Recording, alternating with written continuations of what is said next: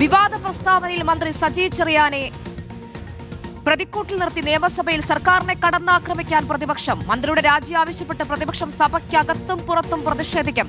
മുഖ്യമന്ത്രിയുടെ നിർദ്ദേശത്തെ തുടർന്നാണ് സജി ചെറിയാൻ വിവാദ പ്രസ്താവന നടത്തിയതെന്നാണ് പ്രതിപക്ഷത്തിന്റെ പ്രധാന ആരോപണം.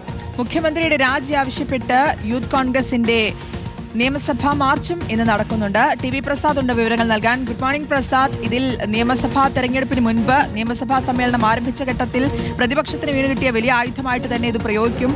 ആ പ്രയോഗം തന്നെയായിരിക്കും ഇനിയുള്ള ദിവസങ്ങളിൽ സഭയ്ക്കകത്തും പുറത്തുമൊക്കെ കാണുക, അല്ലേ?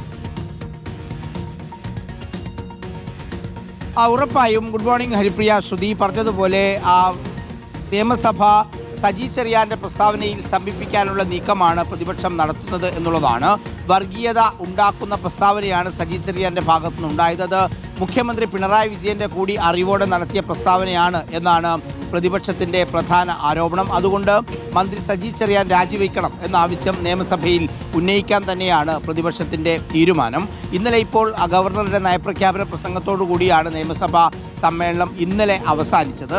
ഇന്നിപ്പോൾ ചരമോപചാരം അർപ്പിച്ചുകൊണ്ട് സഭ പിരിയും. നാളെ മുതലായിരിക്കും, അടുത്ത ദിവസം മുതലായിരിക്കും അതിശക്തമായ വാദപ്രതിവാദങ്ങൾ സഭയിൽ ഉണ്ടാവുക. സജി ചെറിയാന് പുറമെ ശബരിമല സ്വർണ്ണക്കൊള്ള, രാഹുൽ മാങ്കൂട്ടം, പുനർജനി കേസ്, അങ്ങനെ തുടങ്ങി ഒരുപാട് വിഷയങ്ങൾ സഭയുടെ മുന്നിലേക്ക് വരാനുണ്ട്. പക്ഷേ എന്തായാലും സജി ചെറിയാനെ കേന്ദ്രീകരിച്ചുകൊണ്ടുള്ള പ്രതിഷേധത്തിനാണ് പ്രതിപക്ഷം കോപ്പ് കൂട്ടുന്നത്. രാജിയിൽ കുറഞ്ഞൊന്നുമില്ല എന്ന തീരുമാനത്തിലേക്കാണ് പ്രതിപക്ഷം എത്തുകയും ചെയ്യുന്നത്. അതുകൊണ്ട് തന്നെ ഈ നിയമസഭാ സമ്മേളനം ഏതാണ്ട് പൂർണ്ണമായും ഈ രീതിയിൽ കലുഷിതമാകും എന്ന കാര്യം ഉറപ്പായി. പൂർണ്ണ ബജറ്റാണ് ഈ സഭാ സമ്മേളനത്തിൽ അവതരിപ്പിക്കാനുള്ളത്. പിണറായി സർക്കാരിൻ്റെ അവസാനത്തെ നിയമസഭാ സമ്മേളനമാണ് ഇപ്പോൾ ചേരുന്നത്. ശരി, ടി വി പ്രസാദാണ് വിശദാംശങ്ങൾ നൽകിയത്.